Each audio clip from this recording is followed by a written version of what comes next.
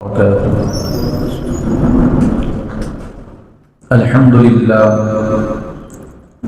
لله رب العالمين والعاقبة للمتقين وعلى من أحبهم وتبعهم بإحسان أجمعين إلى يوم الدين. أما بعد، أعوذ بالله من الشيطان الرجيم. بسم الله الرحمن الرحيم.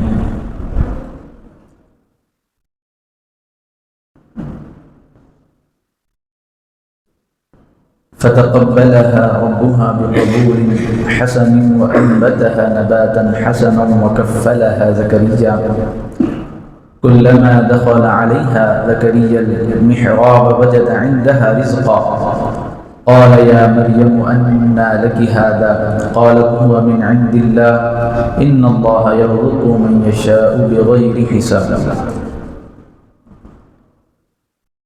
إن الله وملائكته يصلون على النبي يا أيها الذين آمنوا صلوا عليه وسلموا تسليما.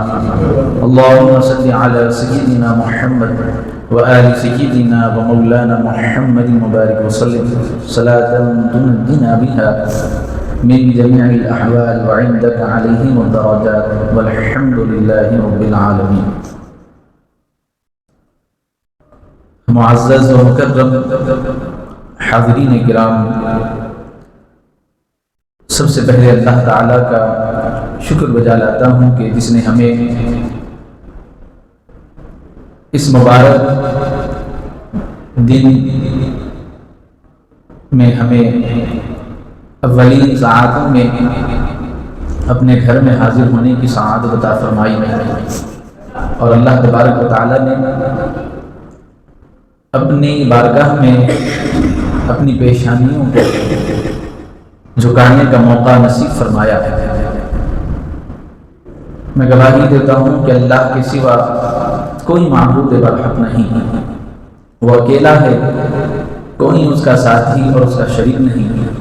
اور اس بات کی گواہی دیتا ہوں کہ اللہ تبارک و تعالی نے انسانوں کی رشد و ہدایت کی خاطر کم و بیش 1,24,000 انبیاء و مرسلین کی مقدس جماعت کو مبعوث فرمایا، اور اس سلسلہ نبوت و رسالت کو اللہ تعالیٰ نے میرے اور آپ کے آقا و مولا مدینے کے تاجدار، ہم بے کسوں کے کس، بے بسوں کے بس، بے سہاروں کے سہارا، غمخاروں کے خواہ، نائب پروردگار حضور احمد مجتبی محمد مصطفیٰ صلی اللہ علیہ وسلم پر اس کا اختتام فرمایا. حضور کے بعد قیامت تک کوئی دوسرا نبی نہیں آ سکتا. اگر کوئی نبوت کا دعویٰ کرے اسے کذاب کہا جائے گا، اس کا اور اس کے ماننے والوں کا اسلام سے کوئی تعلق نہیں. معزز سامعین کرام، اللہ تبارک و تعالی نے قرآن مقدس میں اپنے محبوب بندوں کے اوصاف اور ان کے صفات بیان فرمائے ہیں، اور اللہ تبارک و تعالی نے ان کی پہچان کروائی ہے کہ میرے بندے کس صفت کے حامل ہوتے ہیں، اور یہ اللہ تبارک و تعالیٰ کی اطاعت، اس کی فرما برداری میں کس قدر منہمک ہوتے ہیں. چنانچہ چند صفات یہاں پر بیان کیے گئے ہیں جس کو ہم انشاءاللہ تبارک و تعالیٰ سننے کی سعادت حاصل کریں گے. اللہ تعالیٰ نے سورہ آل عمران میں اپنی خاص بندی حضرت مریم کا ذکر فرمایا ہے، اور ان کے متعلق فرمایا گیا تو اس کے رب نے اچھی طرح قبول فرمایا اور اسے اچھا فرمان چڑھایا. وکفلها زکریا، اور اسے زکریا کی نگہبانی میں دے دیا. کلما دخل علیہا زکریا المحراب، جب زکریا ان کے پاس ان کی نماز پڑھنے کی جگہ جاتے، وجد عندها رزقا، تو ان کے پاس اللہ کا دیا ہوا ایک نیا رزق پاتے.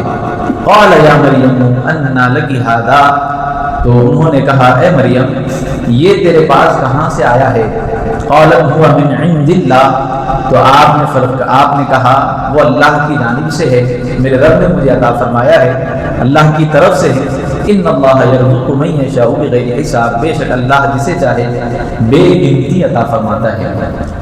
یہ حضرت مریم کا ذکر ہو رہا ہے، جن کا اللہ تبارک و تعالیٰ نے قرآن مقدس میں تذکرہ فرمایا اور کہا کہ جب اللہ کے حکم پر حضرت مریم کو حضرت زکریا نے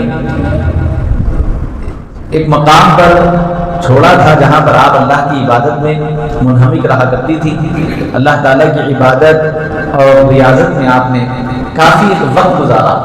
وہ ایسا صحرا تھا جہاں پر دور دور تک کھانے پینے کا کوئی انتظام نہیں تھا، تو اللہ تعالیٰ نے آپ کے قریب بالکل آپ سے اللہ تبارک و تعالیٰ نے قریب میں ایسا رزق کا انتظام فرمایا کہ حضرت زکریا آپ سے ملاقات کے لیے جاتے تو وہ پھل دیکھتے تھے، وہ رزق دیکھتے تھے، وہ دیکھ کر متعجب ہو جاتے تھے کہ جہاں پر کوئی آتا جاتا نہیں ہے وہاں پر یہ رزق کہاں سے آ گیا؟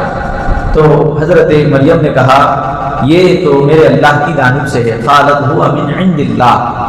یہاں پر حضرت مریم کی زندگی ہمارے لیے یہ سبق آموز زندگی ہے کہ جب بندہ اللہ تعالیٰ کی عبادت اور اس کی اطاعت میں مصروف ہو جاتا ہے تو پھر اللہ تبارک و تعالیٰ اس کے لیے غیب سے ایسے انتظامات فرماتا ہے کہ انسان کی عقل بھی جو ہے کام نہیں کرتی۔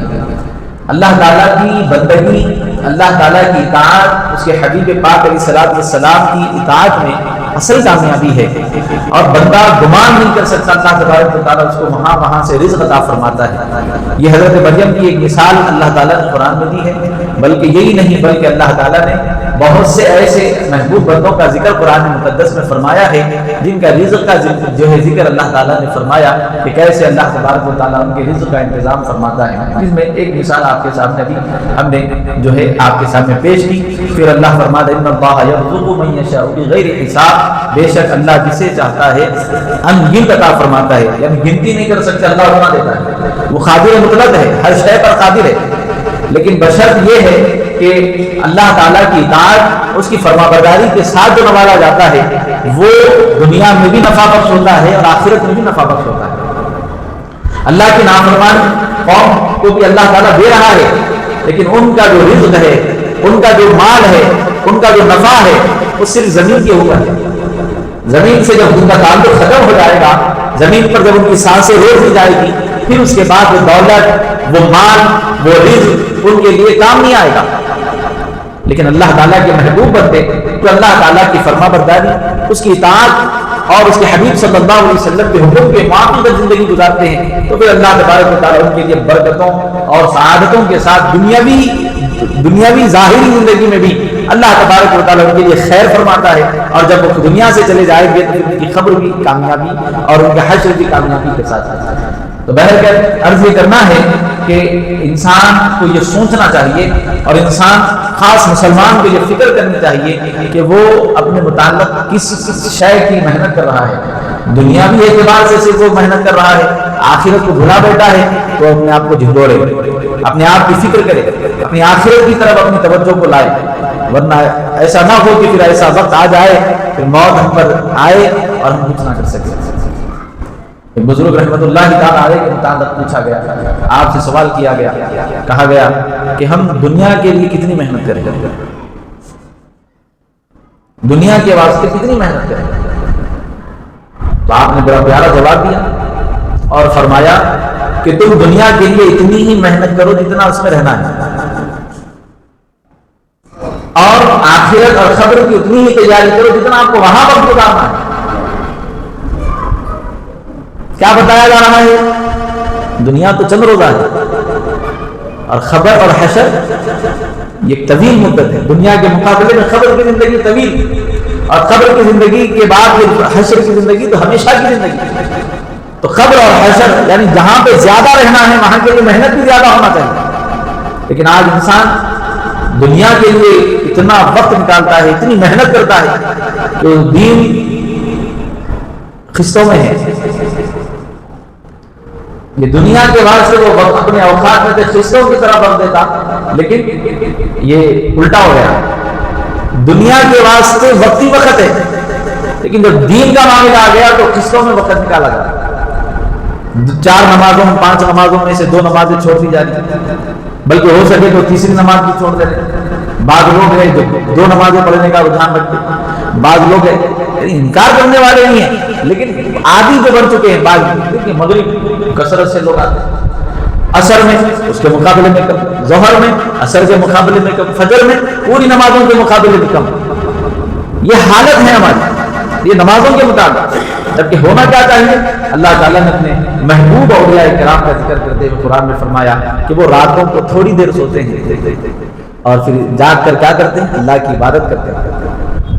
دن نہیں, وہ رات جو سونے کی ہے اللہ تعالیٰ فرما رہا ہے کہ یہ تھوڑی دیر سوتے ہیں پھر اٹھ کر اللہ کی عبادت کرتے ہیں.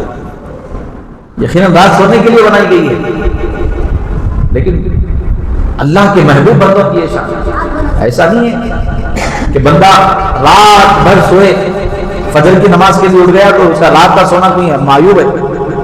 سو جائیے, رات جب اٹھے تو قیامت کے جہنم میں ڈالا جائے گا. ایسی بات تو ذکر کہیں پر بھی ہمیں نہیں ملتا. لیکن اللہ کے محبوب بندے کیا ہے؟ اللہ کے محبوب بندے اس کی عبادت میں مصروف رہتے ہیں, یعنی ان کا دل لگتا ہی عبادت میں. عبادت سے اگر ہٹ جائے تو بے چین ہو جاتا ہے.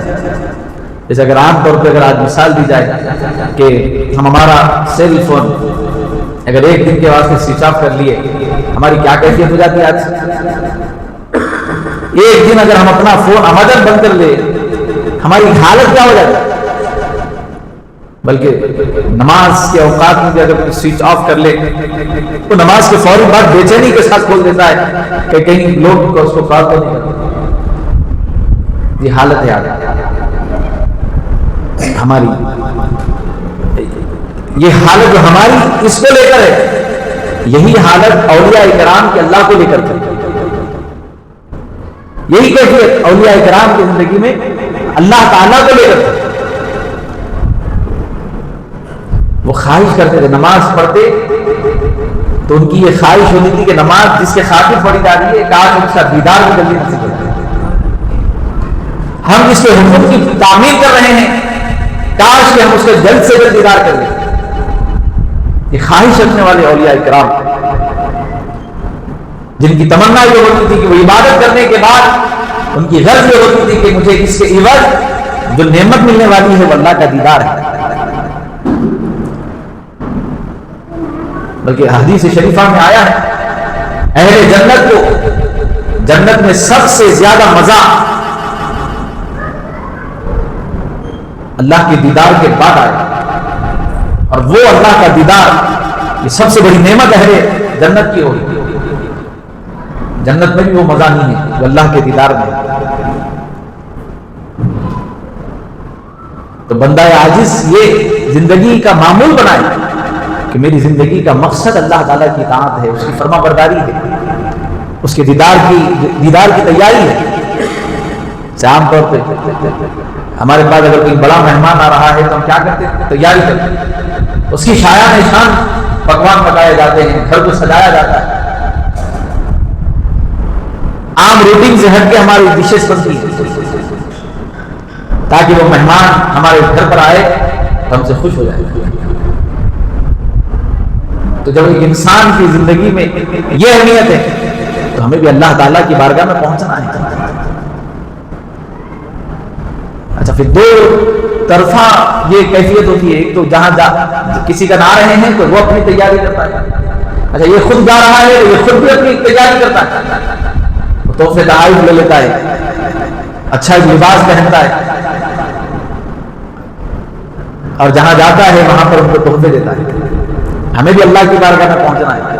ہم اللہ کو کیا تحفہ دے سکتے ہیں؟ خود بھی نہیں, لیکن ہمارا اچھا کردار یہ ہمارے لیے خود تحفہ ہے. ہمارے نیک اعمال ہمارے لیے خود اچھا جو ہے یہ توشہ ہے آخرت ہے. اور رزق کا معاملہ ہے تو اللہ تعالیٰ نے وعدہ فرما دیا کہ میرے بندوں کو میں رزق سے نوازتا ہوں.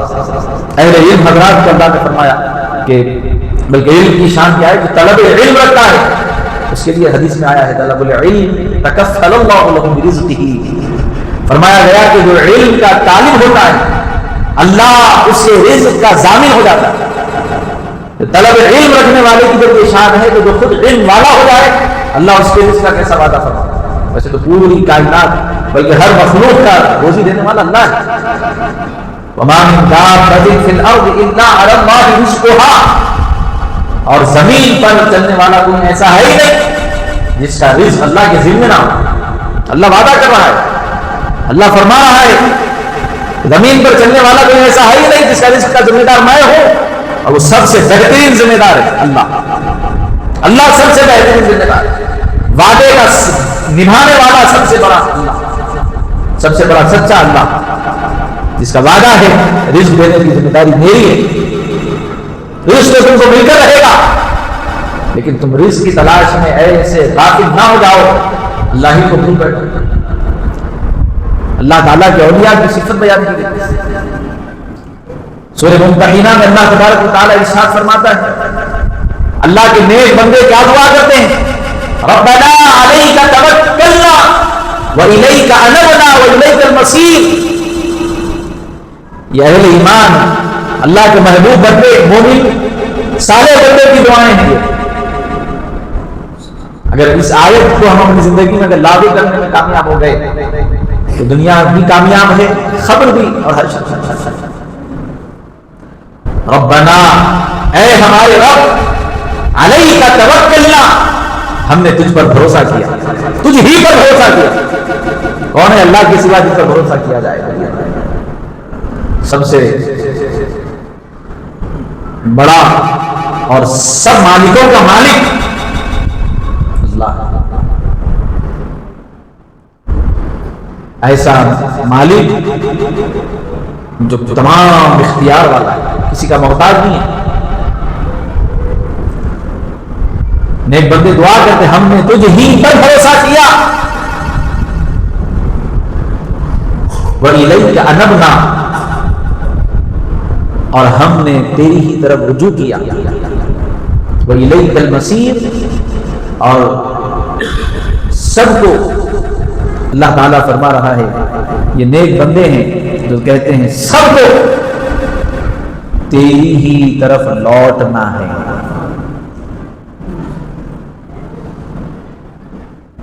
یہ صفات آج کیا ہم میں ہیں؟ توکل کی یہ کیفیت ہمارے اندر ہے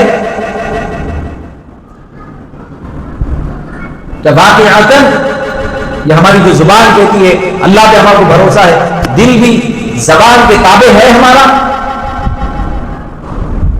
بلکہ آج حالت یہ ہے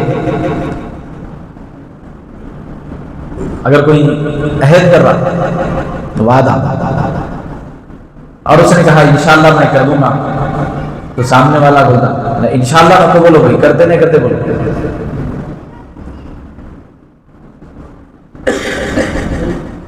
انشاءاللہ نہ تو بولو، کرتے نہیں کرتے یہ بولو۔ ارے بھائی میں بولا نا انشاءاللہ، اللہ کے چاہے بغیر ہوتا کیا؟ ارے نہیں بھائی وہ انشاءاللہ بولتے کہ اور ڈر لگتا ہے۔ یہ کیفیت ہے کیونکہ بولنے والے میں وہ اعتمادی خود اعتمادی نہیں ہے، کیونکہ سامنے والے کو معلوم ہے یہ بہانوں کے طور پہ لوگ آج بول رہے ہیں۔ یہ لفظ انشاءاللہ جب بول رہے ہیں بن رہے ہیں، کوئی معمولی بات ہے؟ اللہ تبارک و تعالیٰ کے چاہنے سے ہوں گا اور پختہ ارادے کے ساتھ ہو رہے یعنی عہد کر رہے ہیں۔ اور اللہ نے کیا کہا قرآن میں؟ پچھلے 2 جمعہ پہلے ہی میں نے آپ کے سامنے یہ ذکر کیا، اللہ فرما رہا ہے عہد کرو تو پورا، خوشخبری ہے ان لوگوں کے لیے جو امانت دار ہیں اور عہد پورا کرنا۔ قرآن میں سورہ مومنون میں اللہ نے فرمایا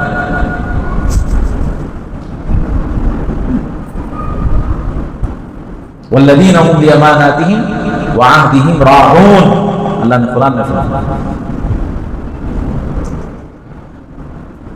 توکل کی کیفیت آج ہماری زندگیوں سے ختم ہو چکی ہے۔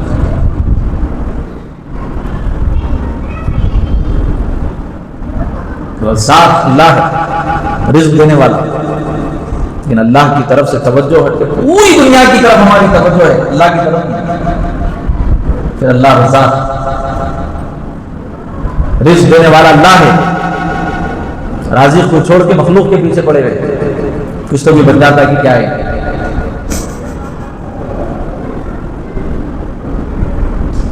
بلکہ خناعت مسلمانوں کی زندگی کا حصہ ہونا چاہیے،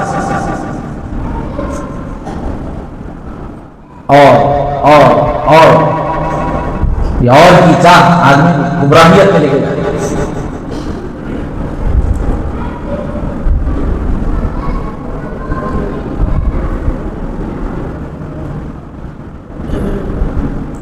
ایک بزرگ رحمت اللہ تعالی علیہ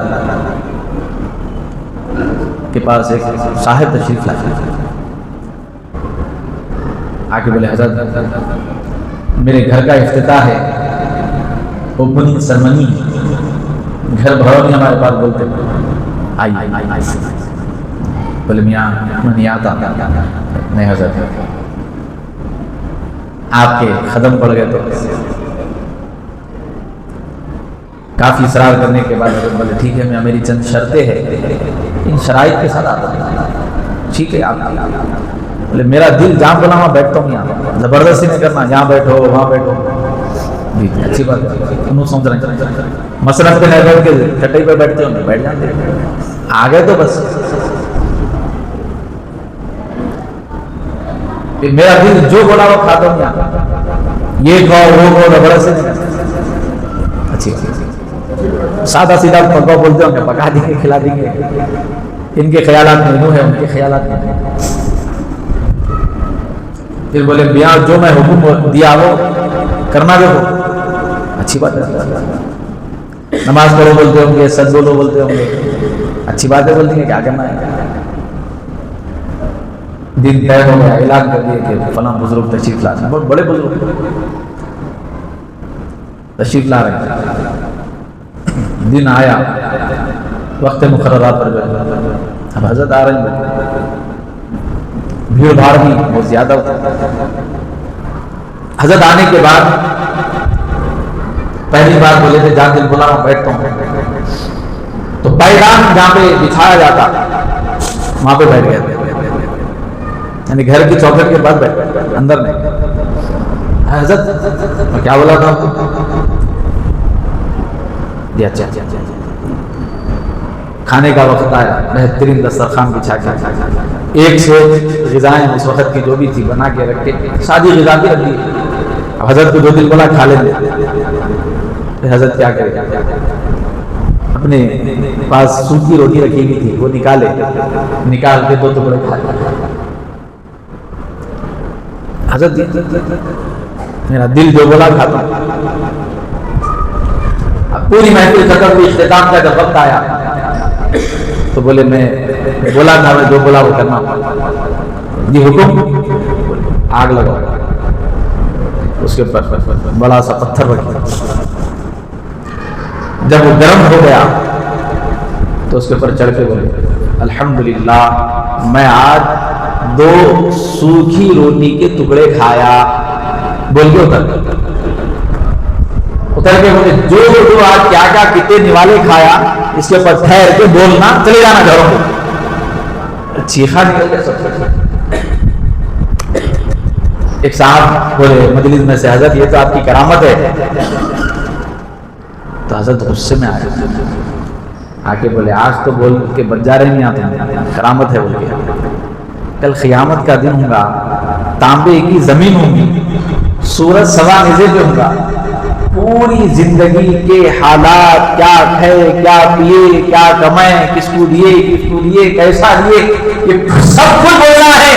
تو اس وقت کیا کہو گے اللہ کی بارگاہ میں کہ ان کی کرامت ہے بول کے بچ جاؤ گے؟ اللہ ایک وقت کا حساب نہیں دے سکتے، کیونکہ دنیا کی معمولی آگ سے تپا ہوا ایک پتھر تمہیں برداشت نہیں، تو وہاں کا کیا حال ہے۔ تو اولیاء کرام کی خناعت ایسی، سب کچھ ہوتا تھا لیکن خناعت اختیار کر اپنی ضرورت کے لحاظ سے خرچ کرتا۔ اسراف کی تعریف کیا ہے؟ اسراف کس کو بولتے بولیے آپ؟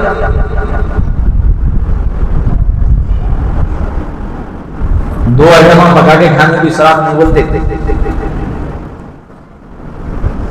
آپ اتنا بتا دیے کھانے کے بعد وہ ویسٹیج کر رہے ہیں، آپ پھینک دے رہے ہیں.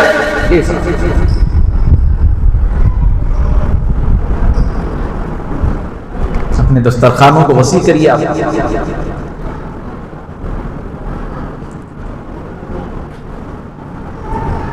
کھانے کو برباد مت کریے، پیسے کو برباد مت کریے. ناچ گانوں میں لٹا دے رہے ہیں، بے فضول چیزوں میں پیسے خرچ کر دے رہے ہیں. اللہ تعالیٰ نے قرآن میں فرمایا کہ فضول خرچی کرنے والے شیطان کے بھائی ہیں.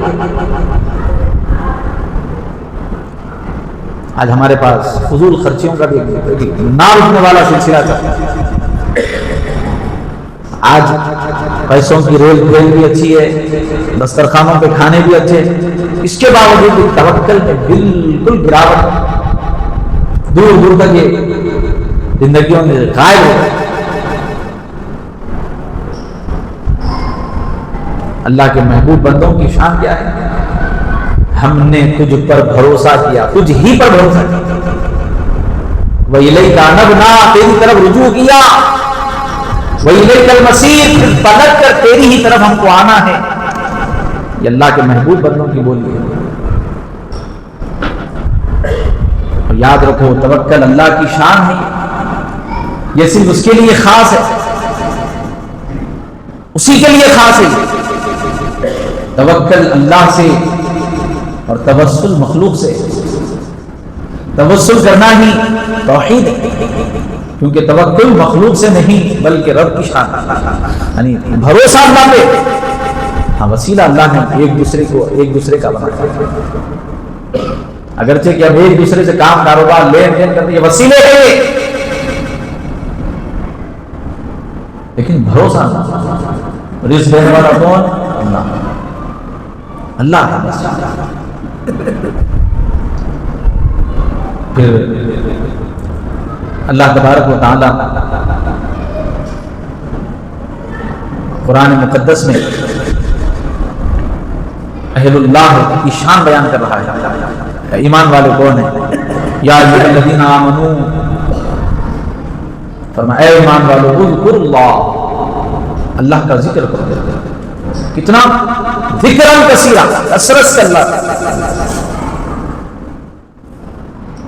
توکل کے ساتھ بندہ اللہ ہی کا ہو جاتا ہے،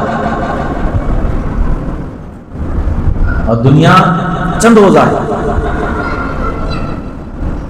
اور جب بندہ دنیا سے تعلق ختم کر کے اللہ کا ہو جاتا ہے، پھر اللہ تبارک و تعالیٰ اس کے دل پر اپنی تجلیات کا ظہور فرماتا ہے. اس کے ذہن، اس کی آنکھ، اس کے کان، اس کی زبان، اس کا دل، اس کا قلب، اس کے پیر، یہ عام لوگوں کی طرح نہیں ہوتے، یہ بلکہ اس کی شان الگ ہو جاتی ہے.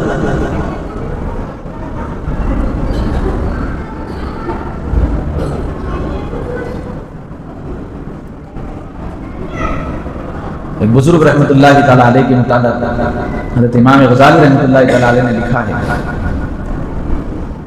ایک بادشاہ وقت کی طرف سے قاصد آیا اور اس نے جو ہے بادشاہ کی شان بیان کیا. بولے ہمارے بادشاہ کے پاس اتنا سونا ہے، اتنے جواہرات ہیں، یہ ہے، وہ ہے، فلاں ہے، فلاں ہے.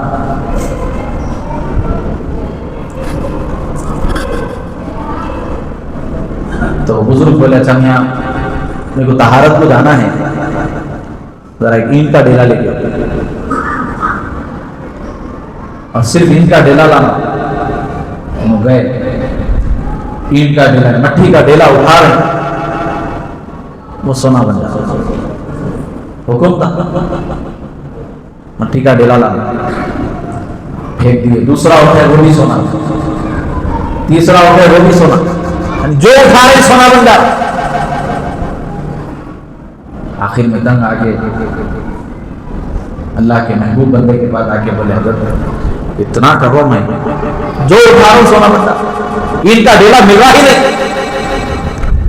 تو آپ نے کہا دیکھو میاں اللہ کی بھی کیا شان ہے.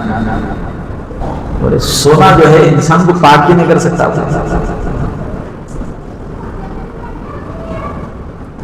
سونے سے پاکی بھی حاصل نہیں کی جا سکتی، اس کے واسطے مٹی کا ڈھیلا ہونا ہے۔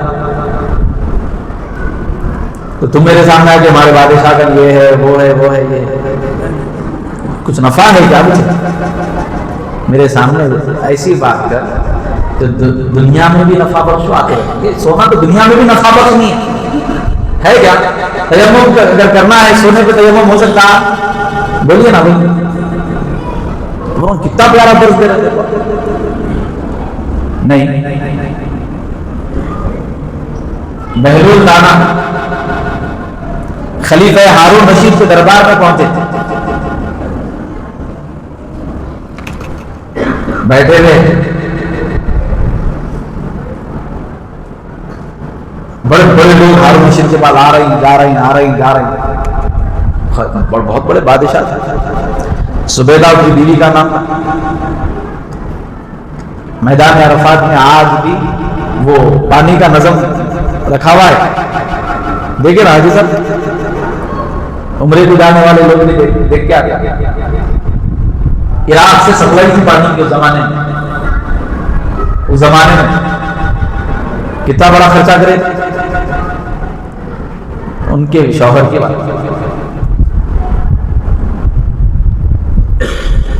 تو بہلول دانا نے ان سے سوال کیا کہ اے ہارون رشید تجھے ایسا مرض ہو جائے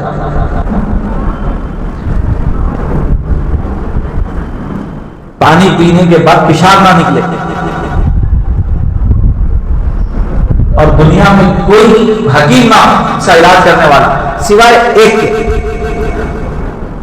تو اس علاج کے خاطر تم اس کو کتنی دولت دو گے؟ تو آپ بولے میری آدھی بادشاہ اس کو دے دوں گا۔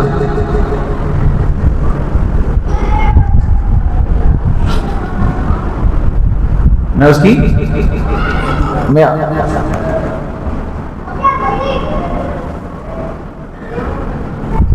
پھر آپ نے ان سے پوچھا کہ دنیا میں پانی ختم ہو جائے اور کسی کے پاس ایک گلاس پانی، تو پانی تمہارے لیے نعمت ہے، اگر نہیں ملا تو مر جاؤ گے، تو اس کے بدلے کیا دو گے؟ تو بولے میں اپنی آدھی سلطنت، یعنی پانی لینے کے واسطے آدھی سلطنت، مرض ہو گیا پانی یورین پاس کرنے کے واسطے آدھی سلطنت۔ تو بولے اے ہارون رشید تیری بادشاہ کتنی سستی ہے، ایک گلاس پانی میں ختم ہو گئی، پانی لینے سے لے کے نکالنے تک تیری بادشاہت ہی ختم ہو گئی۔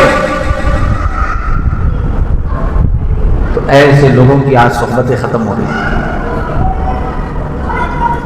آج ہر طرف سے ان کو دیکھ رہے تو انہوں بھی دولت کے اہمیت والے مل گئے، انہوں بھی دیکھے تو کوئی تربیت ہمارے پاس ہمارے پاس نہیں مل گئی۔ ہر طرف سے ایک ہی چیز بتائی جا رہی، اچھے کپڑے ہیں تو ویلکم نہیں، بلکہ اگر پھٹے پرانے کپڑے پہن کے اگر شادی میں داخل ہوا تو بیٹا انٹرنس پہ پکڑ لے، دعوت ہے آپ کو، ارے ہاؤ بھائی میں ان کا غریب بھائی، اچھا اچھا سوری بھائی معافی چاہتے ہیں۔ یہ حال ہے آج انسان کی قدر کپڑوں سے، انسان کے نزدیک قدر نہیں۔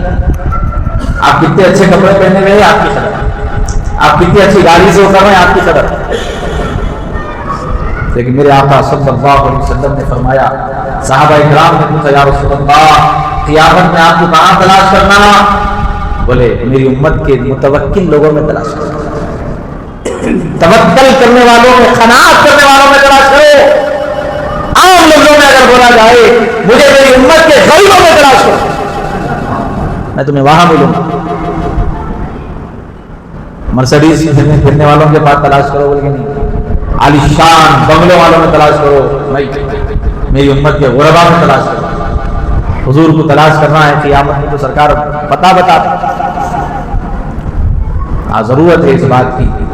ہم چلو ٹھیک ہے کہ ہماری عاجزی ہے، چلو میں مان لیتا ہوں، ارے وہ اولیاء اللہ تھے ان کا طرز تو اپنا، اللہ آپ کو ولایت سے نوازتا نہیں نوازتا یہ اللہ کی جانب سے ہے، لیکن ایک مسلمان بن کر تو زندگی گزارو۔ مسلمان کون ہے؟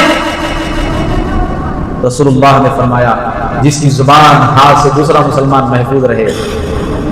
مسلمان کون ہے؟ جو سلام کو عام کرے، بھوکوں کو کھانا کھلائے، नंगों को कपड़े पहनाए, ऐब हो ऐबों को छुपाए, हमदर्दी करे। ये सिफात हमारे अंदर क्यों नहीं है?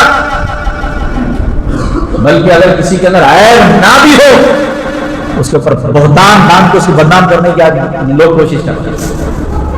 इसकी गलती न पकड़ी जा रही, लिहाजा इसके ऊपर झूठ बोल। अरे मैं सुना, आप इसे सुने साहब, मैं भी सुना, मैं भी सुना सिर्फ सुना। खाली सुन के जो है मामला बिगाड़ गया, बाद में मालूम आ गया नहीं भाई ऐसे गलत था, बात असल ये थी। और आज इसके अंदर सोशल मीडिया का भी बहुत बड़ा हाथ है, इलेक्ट्रॉनिक मीडिया भी इसके अंदर बहुत ज्यादा मुलविस है। दो तरफा तहकीक नहीं करते, बस थोड़े पैसे दे दिए, ये न्यूज डाल देना है आपकी, बस लिए डालिए, तहकीक करो। अल्लाह की बारगाह में आपको जवाब देना है। आप न्यूज चैनल चला रहे हैं, आप सिर्फ पैसों को मत देखो, ठीक है अल्लाह का रोजी का एक जरिया उसको बना दिया, आप कमाओ, लेकिन झूठी न्यूज ना डाल दे। फिर बाद में मालूम हो रहा तो फिर दूसरी चैनल से वीडियो आ रही, नहीं वो वीडियो गलत थी, ये वीडियो ऐसा। पैसों के खातिर लोगों को बदनाम मत करो, तहकीक करो, दो तरफा बात मालूम करो। आप बोलो ठीक है भाई हमारे चैनल में डालेंगे, लेकिन हमारे को जो है उनसे भी बात करने दीजिए, तहकीक करेंगे। अब क्या होता, चार लोग आपके न्यूज चैनल में नहीं आते होंगे, लेकिन आपको हराम रोजी से तो बचाएंगे। अरे हमारा काम तो सिर्फ खाली न्यूज डालना है, हम क्या हर सच न्यूज डाल, झूठ भी डाल देते, आप धोखा भी डाल देते, फरेब भी डाल देते। नहीं, हमारा काम ही चाहिए सच डालना, आपका काम है। हक से आगाही दिलाना आपका काम है, झूठ फैलाना आपका काम है। इलेक्ट्रॉनिक मीडिया जो खास तौर पे हमारे मुसलमान भाई चला रहे हैं, मैं उनसे गुजारिश करूं, आप जो है जिम्मेदार है, बल्कि आप एक माना में एक अमानतदार है। आप लोगों तक बेहतरीन बात पहुंचाओ, हर बात पहुंचाओ, झूठ से गुरेज करो, खुद भी झूठ बोलने से बचो। अगर आपके चैनल के जरिए कोई झूठ बोल रहा, आप उसके लिए उसको लोगों के लिए एक सबक बना दो कि आइंदा कोई डरे। ऐसा 200-400 रुपए लिए तो आ जाते हैं, क्या है बोलना सब है, ये अहमियत आपकी, तो क्या आपका मुकाम मर्तबा कितना बड़ा है। आप पूरी दुनिया तक खौफ के हालात पहुंचाते हैं, आप सच पहुंचाए। अल्लाह की बारगाह में जवाब देना है इसका। कहीं ऐसा ना हो कि हम अल्लाह की बारगाह में जवाब देने की बजाय अल्लाह की बारगाह में हम जो है जवाब ना दे सके और हमारी खता होता है। बहरकैफ आज की गुफ्तगू का लबे लुबाब यही था, अगर हम अल्लाह पर तवक्कल करने वाले हो जाए तो अल्लाह ताला ने जैसे हजरत मरियम के लिए फरमाया कि कुल्लमा दखला अलैहा ज़करिया अल-मिहराब, जब हजरत ज़करिया उनके लिए मिलने के लिए जाते तो उनके मेहराब के पास देखते वजदा इंदहा रिज़्क़ा, जब भी जाते नया फल उनको नजर आता अल्लाह की जानिब से। क़ाल या मरियम अन्ना लकी हाज़ा, भैया कमाने वाले नहीं है, लाने वाले दूर दूर तक कोई नहीं है, जंगल है और वहां पे भी ऐसा हाल, खाने के लिए कुछ नहीं है, लेकिन देख रहे हैं अल्लाह की बंदी अल्लाह की इबादत में मसरूफ, अल्लाह रिज़्क़ दे। क़ाल या मरियम अन्ना लकी हाज़ा क़ालत हुवा मिन इंदिल्लाह, हज़रत मरियम ने कहा ये अल्लाह की तरफ से। तो जो अल्लाह का हो जाता उसको किसी के पास हाथ फैलाने की जरूरत नहीं है।